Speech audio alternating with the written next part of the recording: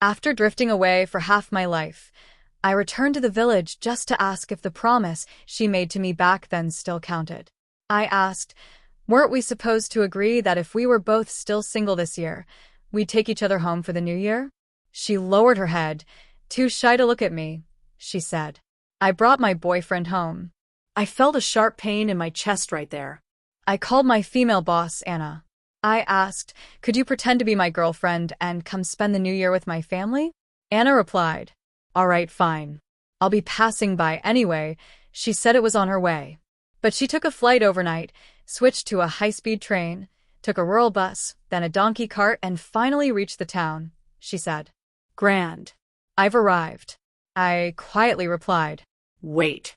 I'll have Annie take a tricycle to pick you up in the town. Also, in the village, call me by my real name, George Wong. Anna found this absurd. What a crude name. Chapter 1. The day after her holiday back to the village. Heavy snow had fallen. I was standing outside feeding the chickens, but I spilled the rice, and it rolled down the slope. The chickens rushed down after it, and I slid down after them. My grandma was watching from behind. She shouted, safe travels. See you next year, I replied. I'm just chasing the chickens, Grandma answered. The chickens already turned back, so why are you still sliding forward? I said. I can't stop. I slid all the way to her house. The door was open, and Willow stood there, staring at me in disbelief. We hadn't seen each other in 5 years, and she had long shed the youthful innocence of the past. Her face was still striking, but now bore the marks of time. She wore a khaki trench coat, though the brand wasn't clear. It made her look elegant and graceful. The village girl who once didn't know how to dress or wear makeup now looked like a magazine model. Willow snapped out of her daze. She asked, what are you doing here?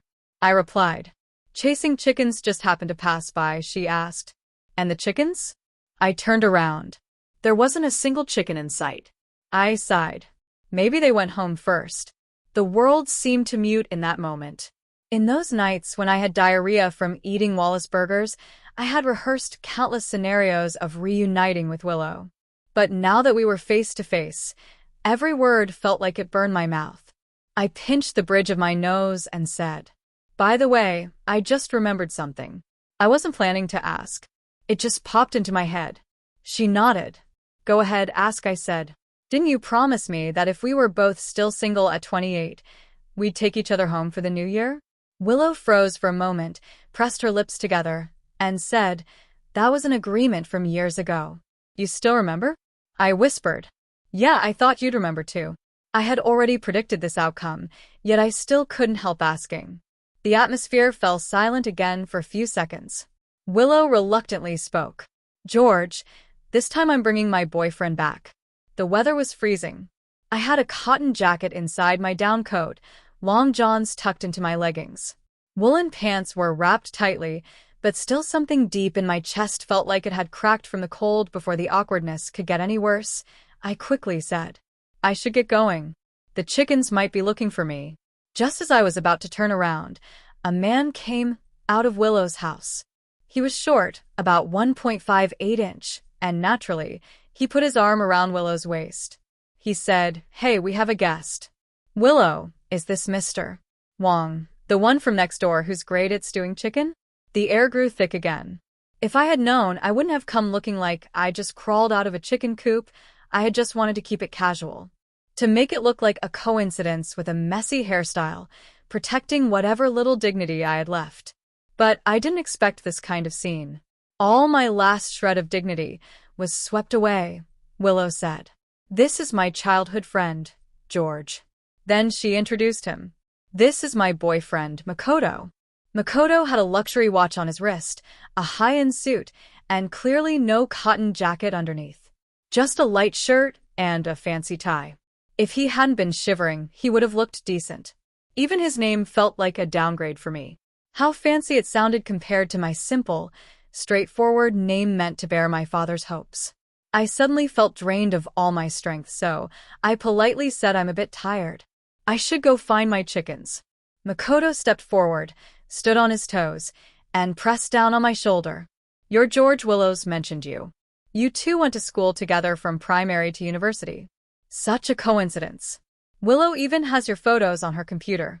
I didn't expect you to look like this in person. I thought you were the old Wong from next door. What a funny misunderstanding. I was speechless. I lowered my head and said, yeah, what a coincidence. This guy looked refined, his stature like a child, yet his words hit like a dagger. I hadn't washed my hair, and suddenly I was Mr. Wong from next door. Poor old Wong from next door. Willow softly explained. It's from an old computer. I forgot to clean it up, Makoto asked. George, do you have a girlfriend? I looked up, just as Willow's gaze met mine, perhaps afraid that the embers of my unspoken feelings would be exposed. I instinctively tried to cover it up. Yeah, I have a girlfriend. Willow's expression immediately darkened. Makoto laughed. Haha, that's great. Otherwise, I would have thought you two were childhood sweethearts, and that would have been awkward. In that moment, I felt a heavy weight in my chest. I tried to leave, but he asked again. George, why didn't you bring your girlfriend home for the new year? His face was smiling, but I felt no warmth in his eyes. Like he was forcing me to give a clear answer. I rubbed my temple, enduring the discomfort. My girlfriend will be here in a couple of days. Then I added, Willow, since you have a boyfriend now, it's better to let everyone know in advance things that could be made clear beforehand don't need to turn into a mess. Chapter 2. That night, I didn't eat Wallace burgers, but still ended up with diarrhea. Willow's meaningful gaze and Makoto's hostile expression kept flashing before my eyes. I stood up and took a deep breath. This girlfriend situation was no longer avoidable. I scrolled through my contacts and stopped when I saw Anna's name. Anna was my female boss. A rich heiress, the female CEO of SU Group. At the annual meeting, I won the grand prize in the raffle. The prize was dinner with the female boss. I calmly ripped up the winning ticket and decided to pretend I hadn't drawn that cursed prize when it was time to announce the winners. However, Anna said the grand prize was just a joke from the assistant. The real reward is that you can ask the boss to do something for you. So, who got the grand prize? The room went silent for 2 minutes when I pieced together the 8 torn fragments of the ticket in front of Anna. Even the most emotionally intelligent colleague couldn't muster a single word. Anna's face changed like a revolving lantern. After a long pause, she coldly said, Decide what you want, then come to me for your prize. I forced myself to call Anna. She answered coldly. What is it? I laughed awkwardly, trying to please her. I want to claim my prize. It's okay to ask for anything, right? She scoffed and said, Tell me first. I said, Could you pretend to be my girlfriend and come spend the new year with my family? She asked. What? Anna's voice instantly shot up several octaves. My heart sank to the bottom. Asking my female boss to pretend to be my girlfriend was already absurd. What's worse? My hometown was in a remote, secluded village. A privileged young lady like Anna, born with a silver spoon in her mouth, would likely never set foot in such a place. It sounded ridiculous. I admit I took a deep breath and gathered my courage. It's fine if you can't. I don't want to put you in a difficult position. Did you think I would say that? No, I won't. Lady Sue, you promised this prize yourself. If you don't fulfill it today, I'll hang myself at the company entrance and ruin Sue Group's reputation. Desperate. I had no choice but to go all in, although I felt pathetic. There was silence on the other end of the line. I could almost hear her moving the phone away and the sound of her sobbing. After a moment, she picked up the phone again. Her tone seemed to hold back both frustration and some hidden pleasure. Suppressing her emotions, she said, Tell me your address. I thought to myself, the most afraid of barefooted people are those who wear shoes. I sent her a location pin. I said, This place is a bit tricky to get to. I'll send you the detailed travel instructions. Anna replied, Okay, I was actually planning to go near there anyway. It's on my way. I fell into deep thought. On the way. This place is so remote even Google Maps can't find it. Chapter 3. Perhaps she was so afraid that I'd hang myself at the company entrance. Anna couldn't even sleep that night. She set off overnight. Following my travel guide, she took a night flight, changed to a high-speed train, then switched to a rural bus, and finally took a donkey cart. The next afternoon, I received a call from her. She said, "Mr. Grand, I've arrived in the town." I was speechless. I whispered, "Wait a minute. I'll have my aunt pedal a tricycle to pick you up in the town, and in the village, call me by my real name, George Wong." After my aunt set off on the tricycle, I stood by the village entrance waiting. It wasn't that my aunt refused to deliver door to door. She was well known for her good reputation for transporting people. Everyone could trust her, but I wanted to let the Village Information Bureau know about this. I wasn't wrong. The news spread fast from 1 to 10 o'clock and from 10 to 100. Soon the whole village knew I was standing by the entrance to pick up my girlfriend. About 10 minutes later, Willow came out carrying a bottle. She said she was going to buy some vinegar. I stood at the village entrance for an hour. Willow had made 2 trips for soy sauce and 3 for vinegar. Finally, the tricycle arrived, albeit fashionably late.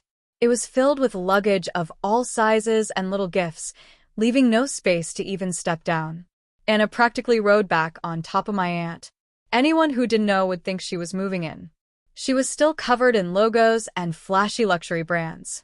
But after this long and dusty journey, even the most luxurious items were coated in a layer of dust, making them look like cheap knockoffs. The authentic heiress of a city's rich families. Most were elegant, low-key, and dignified, but Anna was the only one with such an extravagant style. But because the Sue family was so rich, no one ever questioned her bad girl fashion. When Anna stepped off the tricycle, she was so exhausted her lips had turned pale. She smiled at me with a smile that said she was beautiful but had a rough life. A crowd of villagers gathered around to watch the spectacle. When they saw Anna, everyone was stunned. Someone said, "Wait, is it true that people actually look like this in real life?" A few of my buddies quickly stood behind me, keeping a safe distance from Anna. They loudly discussed. "I've been reading too many feel-good novels lately. I swear George's girlfriend looks like someone who's about to have a breakdown." Another person added, "Yeah, she's the type who would chase after a first love that went abroad." Someone else said her dad would probably give George $5 million to get him to leave his daughter. Meanwhile, Makoto, who was watching the scene, burst out laughing. He said, "George, you're really something. Renting a girlfriend just to save face is one thing, but you rented one who loves to act. Isn't that a bit too much?" I said sincerely, "She's not acting. Everyone has their own style. If you don't understand, please show some respect." Makoto replied, "I heard everything you said to Willow yesterday. If you really had a rich, beautiful girlfriend, would you still be thinking about Willow?" He pointed to all the luggage and said, "All of this is rented, right? You're going to return it later, aren't you? Isn't that a hassle?" As he spoke, Anna had already started handing out souvenirs to the villagers. Everyone got a gift. Makoto even received one. Makoto stared. "Really giving? It's not some fancy packaged pickled mustard, is it?" He ripped open the packaging with a look of disdain. Inside was a box of imported chocolate worth over 500 yuan. Makoto's expression changed. He said, "Wow, quite the spender. Looks like you really fooled her." I was already wearing my painful expression. I couldn't bear to think about how this money would be deducted from my paycheck later. With great difficulty, I bent down and snatched the chocolate from Makoto's hands. Makoto gave me a contemptuous smile. He stood on his tiptoes and whispered in my ear, "At least you're smart today. Do you know what the most terrifying first love is? It's the kind that dies. Once it's dead, it will live on forever in your memories. But if it's alive and right in front of me, I have 100 ways to ruin it." I didn't want to argue with him, but after thinking for a moment, I still said, "If it's going to rot, it won't be my problem. And can you be a bit more normal? Have you been watching too many cheating stories? I really have no interest in fighting for a woman with you. Is that childish or what?" Makoto froze. Chapter 4. When we got home, my grandmother was sitting in the yard, peeling peanuts with her back to the door. Anna opened her mouth right away. She said, "Peanuts. Peeling aunties at home." I looked at her, feeling drained. I said, "Calm down. Did you mix up your words?" Anna fell silent. In that tense moment, my grandmother heard the noise. Without turning around, she slowly asked, "Who is it?" Anna quickly straightened up. She said, Beijing University student, Stanford University master's degree, CEO of a group, national senior baker, ambassador for the children's charity, winner of the flower hand goddess competition, TikTok artist, Anna, my grandmother replied. What? So many people. The house might not fit. The free-range chickens all around the yard clucked. It felt like they were laughing at me, wondering where I had found this little bad girl. Anna turned to me and whispered, if there's really no space at home, I can sit with the chickens. I rubbed my temples and said, can you stop talking for a moment? My head hurts a bit, Anna said. My head actually hurts a little too. Maybe it's from the bumps on the road, I replied. I can tell. Anna was surprisingly easy to take care of. She crawled into the big floral quilt my grandmother had prepared for her and fell asleep as soon as her head hit the pillow. She didn't mind the bed or the poor conditions. No princess syndrome at all. In the morning, she complimented how stable the mood of my family's chickens was, saying they never crowed at night. She praised my grandmother's burnt bean soup for having a deep roasted coffee aroma that was intoxicating.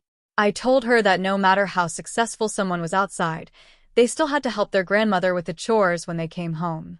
I told her that with her long legs, she was perfect for carrying the manure and the heavy labor of plowing should be left to me. So she seriously started learning the plowing tutorial, she said. Every time you plow, you smash the big clods of earth, pick up the grass roots and push them flat with the back of the hoe. First the front of the hoe, then the back, plowing one row after another. She was so happy, so proud as she took the hoe and was ready to go. I said speechlessly, what you just recited was the plowing tutorial, but you're holding a hoe. Anna said, oh, put down the hoe, and sincerely complimented me. George, you're amazing. You can even tell the difference. I shrugged. What's so amazing about that?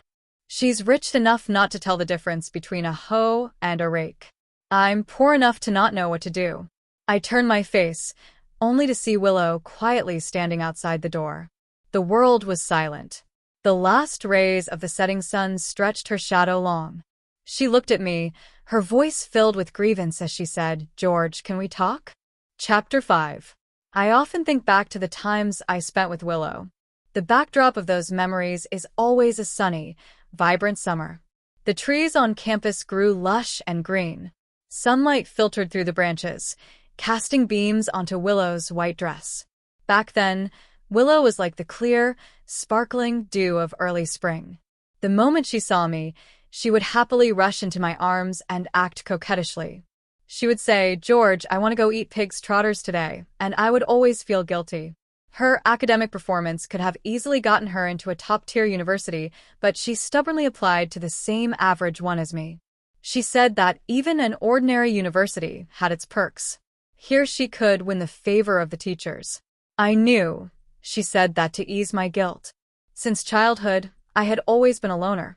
I wasn't eager to socialize and wasn't used to fighting for anything.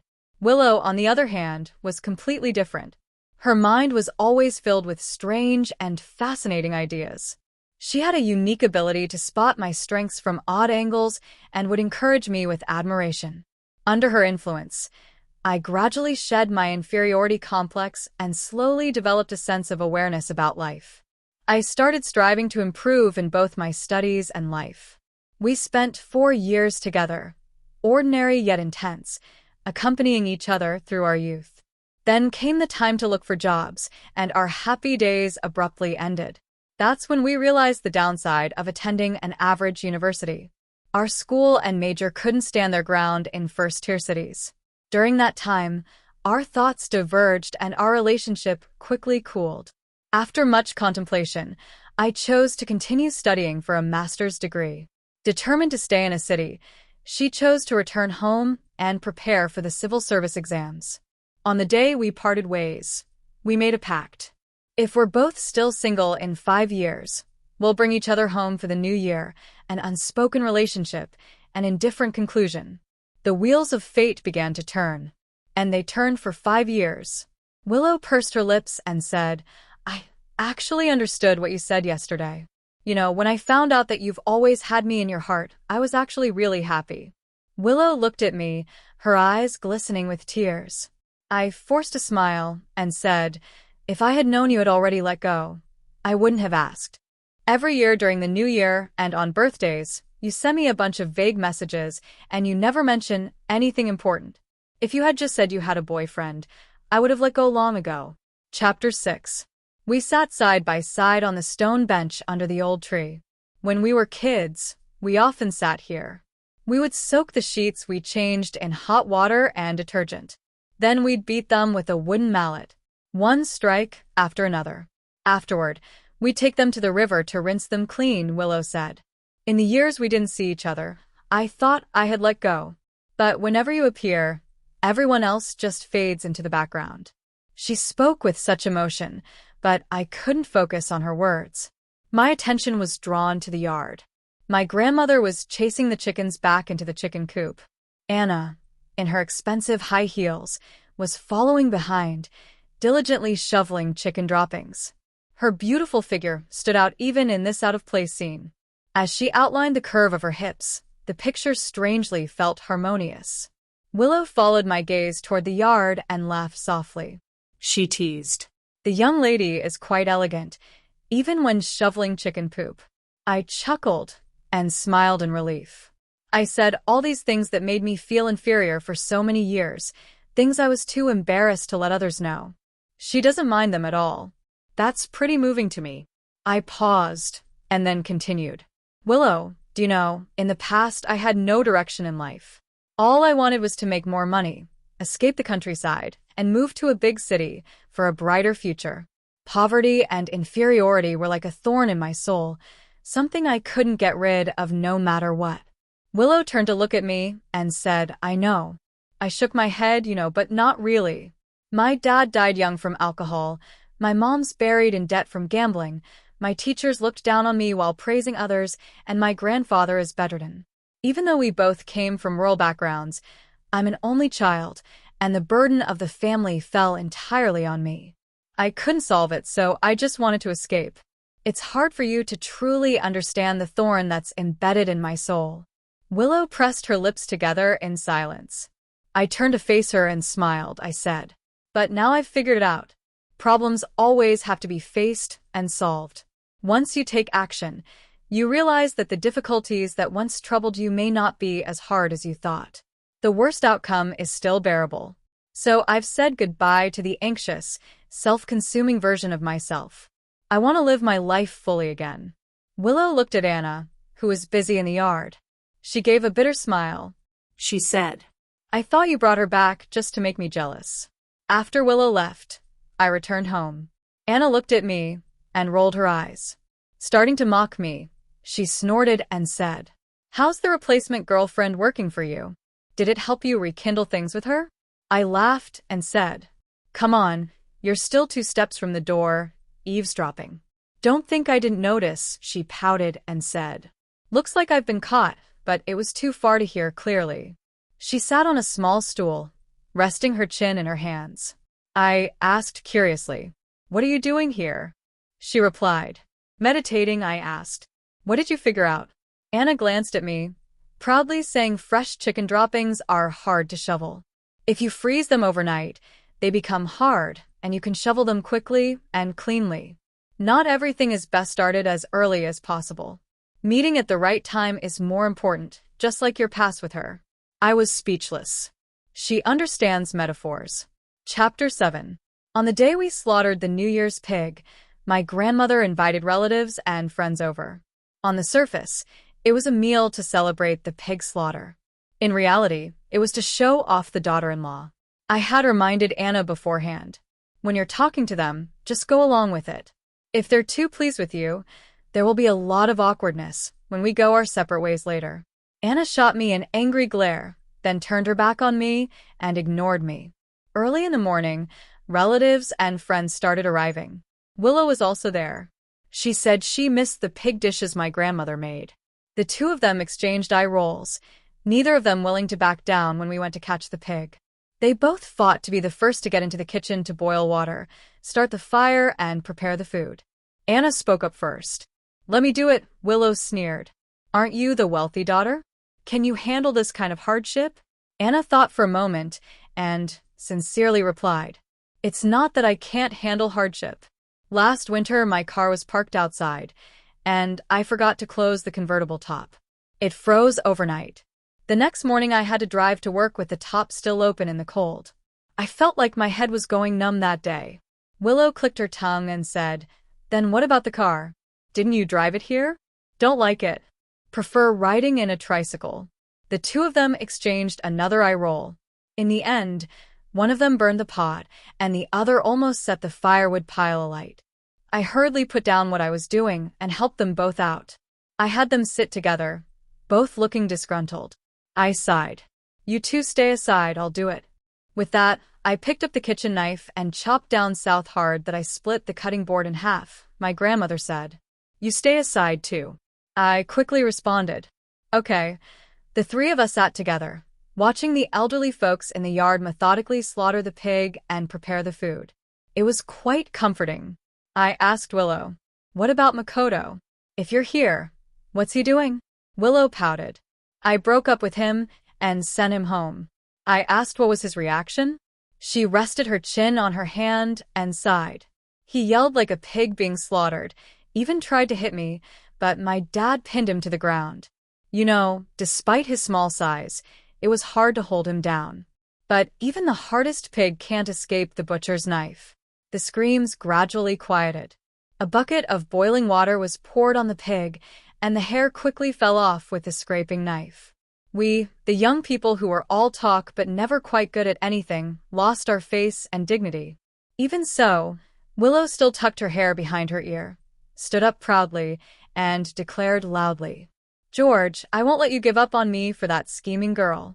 I may not be good at boiling water or cooking, but I'm really good at warming the bed. I was speechless.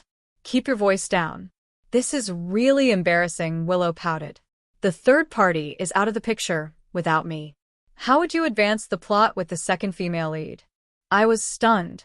This world really felt like one giant NPC puzzle. Chapter 8. After the pig slaughter meal, Anna packed up her things and said goodbye.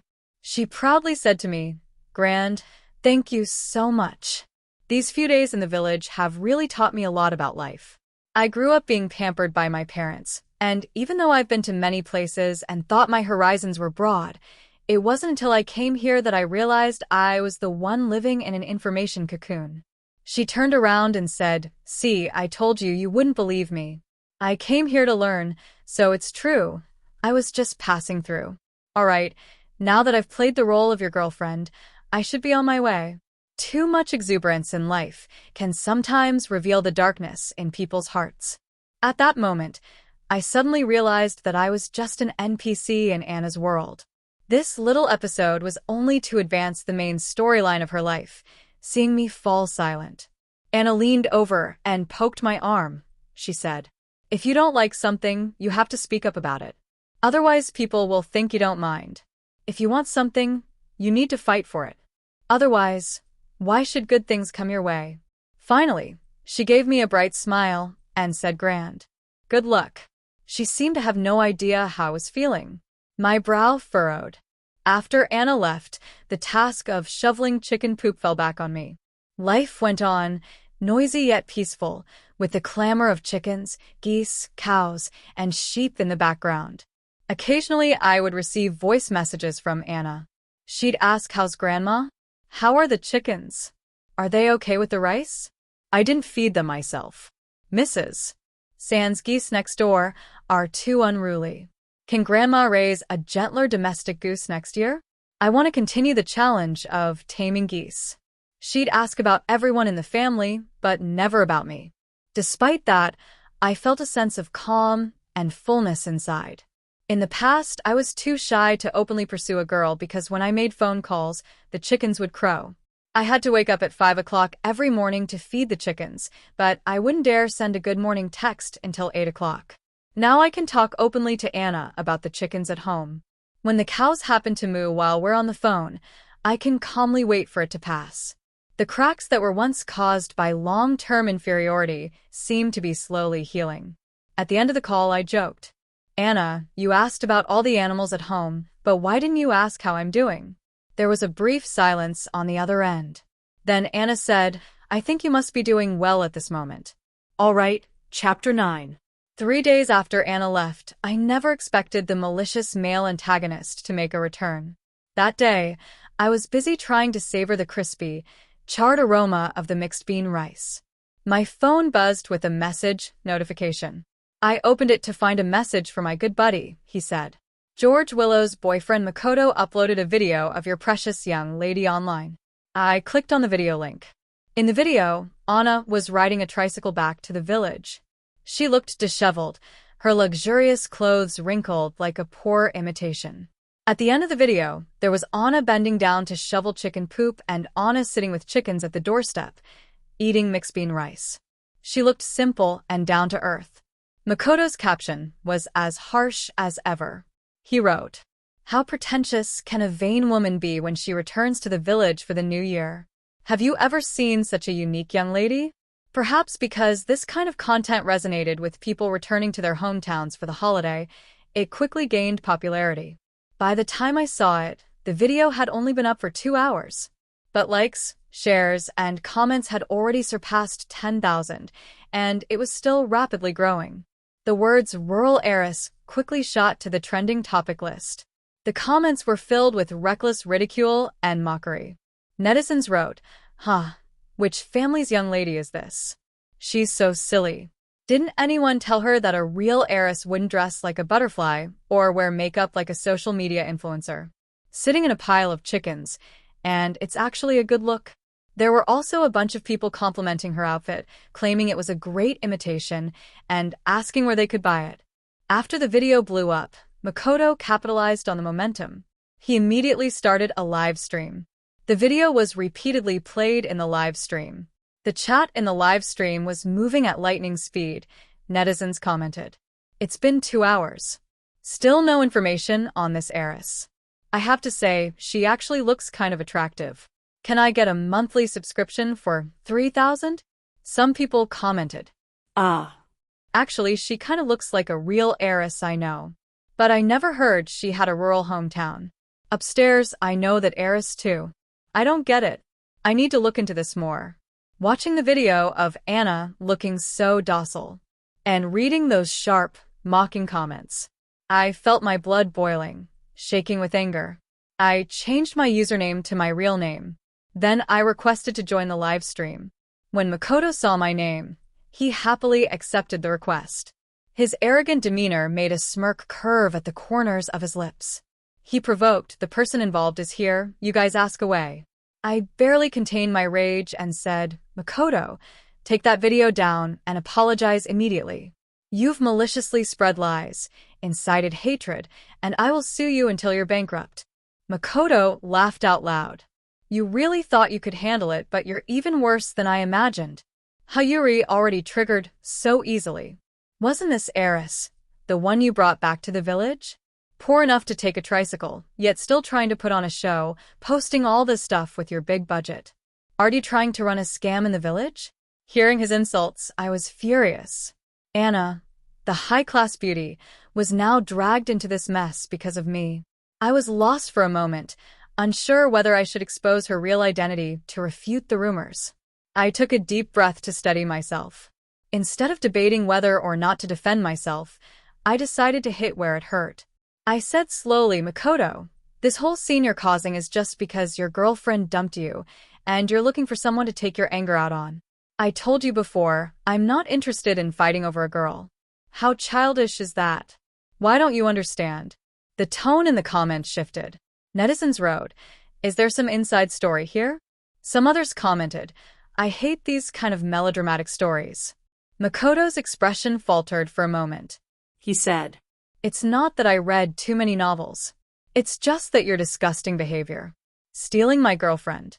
I laughed. I'm not interested in stealing your girlfriend.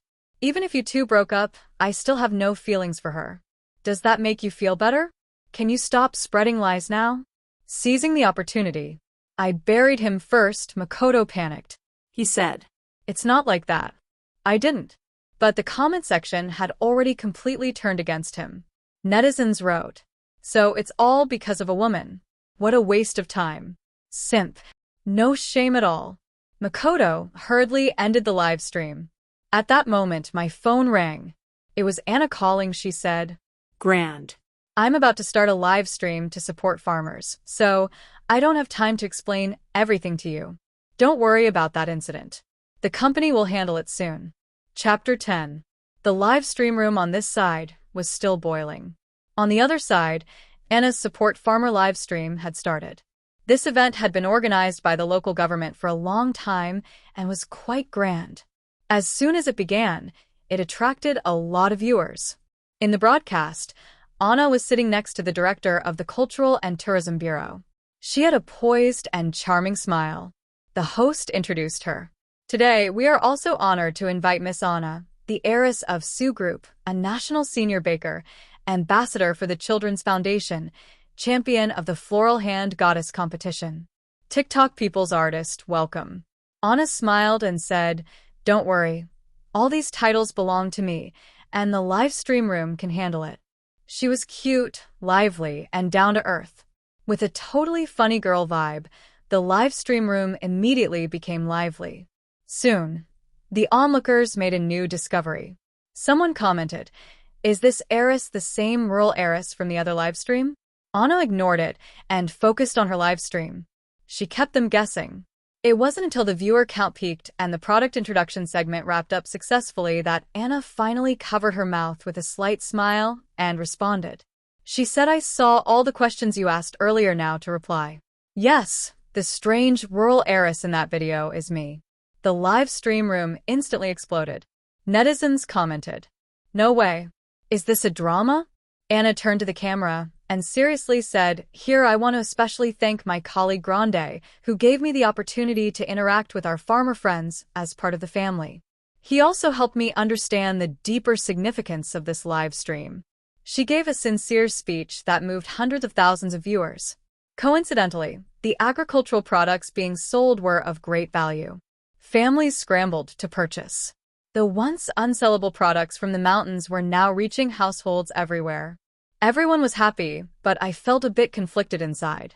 I thought in the end I had become her NPC. Makoto, who was also in his own live stream room, was being cursed at to the point of losing his mind. He retaliated, saying, "See, this is what happens after he steals my girlfriend, and then dumps her. The reason is simple. He just latched onto a rich woman and started living off her. George is spineless and shameless. He's a disgrace to all men. But who thinks they can just become a Phoenix man? It's clear he just pretended to be her boyfriend. But once everything returns to normal, he's still just a corporate slave." Soon the crazed rants from Makoto were passed on to Anna's live stream room. Anna didn't respond again. She remained silent until the live stream ended. I stared blankly at the few cold words left in the closed live stream room. The next moment, Anna's call popped up on my screen. Her voice, which had been distant and detached just moments ago, now had a ripple of emotion. She said, Just now. I didn't know how to say it in the live stream, so I wanted to ask you, if you really have no feelings for that person anymore, would you consider me your fake girlfriend wants to become the real deal?" Chapter 11. Anna explained the events of the past few days. She spoke with a sense of grievance. "George, actually, I've liked you for a long time. The lottery at the annual meeting was something I had my assistant deliberately set up, and I purposely made sure you'd win. But after you won, you didn't seem happy. So I changed the explanation. In the end, you gave me a pile of broken pieces. George, do you really dislike me that much?" I thought for a moment it had nothing to do with dislike. The avoidance was simply due to insecurity and shyness. Suddenly a phrase came to mind. If you don't like something, you should say it boldly, or else others will think you don't mind. If you want something, you must fight for it openly. Otherwise, why would good things come your way? I took a deep breath and wanted her to know about my open affection, but then I overheard some staff members talking loudly on the other end of the phone, almost as if they didn't want her to hear. One of them said, "We still have other work to do after the live stream." Wasn't she acting like a composed and aloof heiress earlier? Turns out she's just love-brained, I smiled and said. "In that case, when you get back, we'll have a serious talk. I think this is something I should say in person." I hung up the phone then. I sat back down and picked up the now cold bowl of mixed bean porridge. When the chickens saw me crouched down, they thought I was going to feed them and ran over. But when they saw the bowl in my hands, they walked away with cold disdain. My grandmother's food was so unappetizing that even the chickens wouldn't eat it. Only Anna would eat it. I smiled at the chickens and said, "Stay hungry for now. In a while, the one you like is coming to feed yourself." Miraculously, my grandmother, who had been deaf for years, overheard. With surprising energy, she rushed into the chicken coop and shouted, "Granddaughter-in-law is coming back. We'll slaughter 2 chickens tonight." Epilogue. The next morning, my grandmother stood at the door shouting for Anna. "Where are you going? Are you coming back for a meal?" She gave me, who was preparing to rake the field, a look of disdain and said, "Go muck out the manure." I laughed. No one did it better than my long-legged grandma when it came to mucking out manure. The next second, my grandmother yelled, "Why are you running so fast to muck manure?" She watched as Anna ran all the way to Willow's house. Willow was standing at the door, looking angrily at the manure scattered all over the place, stomping her feet. Anna pursed her lips and said it's just that the slope was too steep. I couldn't stop. I really didn't mean to do it. Willow was speechless. Anna added, "I just remembered something, not that I came to ask on purpose." Willow sighed. Go ahead, ask. Anna said, "There's no need for us to keep competing, right? For every extra day you compete, I'll have to muck manure one more day." Willow covered her face. 1 year later, Makoto ended up in jail. We used the compensation we received for his slander to host our engagement banquet. During the toast, Willow tilted her chin up and nonchalantly said, "George has finally made it." He used to complain on WeChat every day about wanting to bring down the corrupt boss and fight to the end. He said he must have done so much wrong in his past life that in this life, he's stuck working for the boss. But now look at him. He's marrying the boss's wife. Now, he won't say he's going to bring the boss down anymore. Anna silently watched her perform, and with a smiling expression, she replied softly, "How do you know he hasn't taken him down? Besides, the battle is still very intense." Willow was fuming with anger.